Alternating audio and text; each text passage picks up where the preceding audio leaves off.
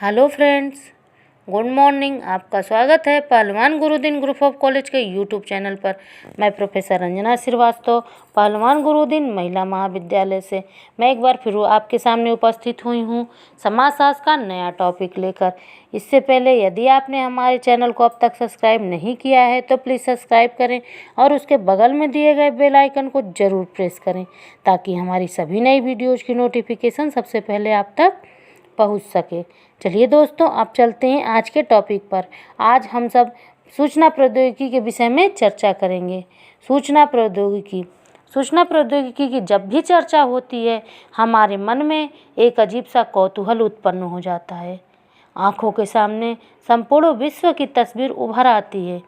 लगता है कि विभिन्न देशों के मध्य दूरियां समाप्त हो गई हैं और पृथ्वी हमारी मुट्ठी में समा गई हो।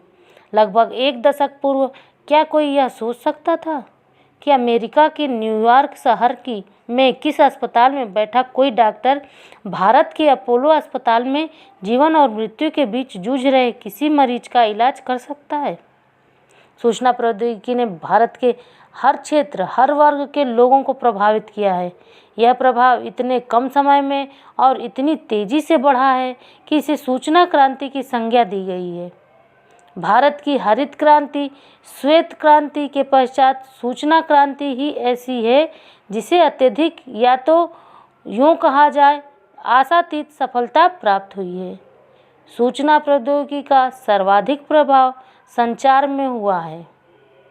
इस क्षेत्र में टेलीफोन, मोबाइल, पेजर, इंटरनेट ने तो सभी प्रकार की दूरियां समाप्त कर दी हैं और व्यक्ति को एक दूसरे के काफ़ी करीब ला दिया है। कह सकते हैं कि दुनिया मुट्ठी में आ गई है। परंपरागत रूप से उन क्षेत्रों में जहां सूचना पहुंचते पहुंचते इतनी देर हो जाती थी कि उसका महत्व ही समाप्त हो जाता था या फिर पहुंच ही नहीं सकती थी, सूचना प्रौद्योगिकी में उन सभी स्थानों की आपस में इस प्रकार जोड़ दिया है जैसे वे स्थान बिल्कुल पास में हो।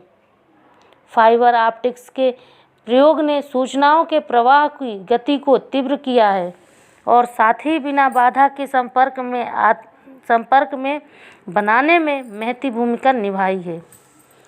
सूचना प्रौद्योगिकी ने न केवल सभी क्षेत्रों तक सूचना की पहुंच को आसान बनाया है बल्कि सस्ती दर होने के कारण भारत देश जैसे कि गरीब जनता तक इसे सुलभ बना दिया है। सूचना प्रौद्योगिकी ने शिक्षा को आसान एवं रोचक बनाने में महत्वपूर्ण योगदान दिया है।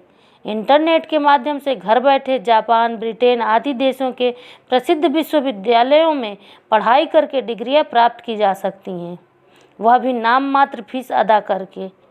पहले इसके लिए हजारों किलोमीटर का सफ़र तय करना पड़ता था और लाखों डॉलर खर्च करने पड़ते थे।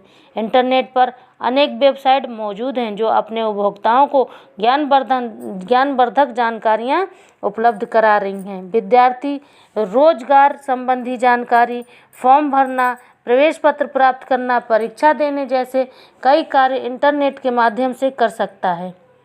ऑनलाइन लाइब्रेरी के आने से व्यक्ति घर बैठे विश्व प्रसिद्ध लाइब्रेरी में रखी किताबों को पढ़ सकता है और उनमें संग्रहित जानकारियों की प्रिंट आउट निकाल सकता है।